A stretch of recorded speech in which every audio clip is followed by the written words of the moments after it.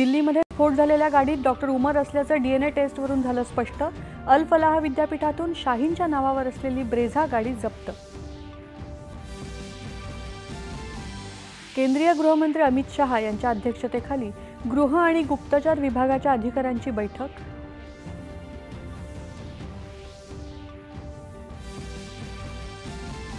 दिल्लीत झालेल्या स्फोटाला दहशतवादी हल्ला म्हणत केंद्रीय मंत्रिमंडळानं एकमुखानं व्यक्त केला निषेध। पीडितांप्रती व्यक्त केल्या शोकसंवेदना। दहशतवादाविरोधात शून्य सहिष्णुतेच्या धोरणाचा पुनरुच्चार करत हल्लेखोरांना आणि कट रचणाऱ्यांना कठोर शिक्षा देण्याचा प्रस्तावही मंत्रिमंडळानं केला मंजूर। निर्यात व्यवस्था मजबूत करणाऱ्या निर्यात प्रोत्साहन धोरणाला केंद्रीय मंत्रिमंडळाची मंजुरी। 25,000 कोटी रुपयांचा निधी मंजूर। राष्ट्रपती द्रौपदी मुर्मू यांनी बोत्सवानाच्या संसदेला केलं संबोधित।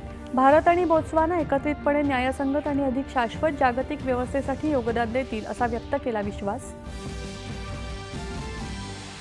G7 परराष्ट्र मंत्र्यांच्या बैठकीत एस जयशंकर यांनी भारताचा महासागर दृष्टिकोन आणि प्रथम प्रतिसादकर्ता ही भूमिका केली अधोरेखित।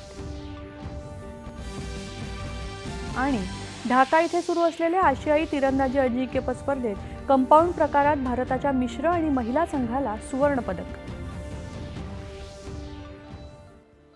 नमस्कार,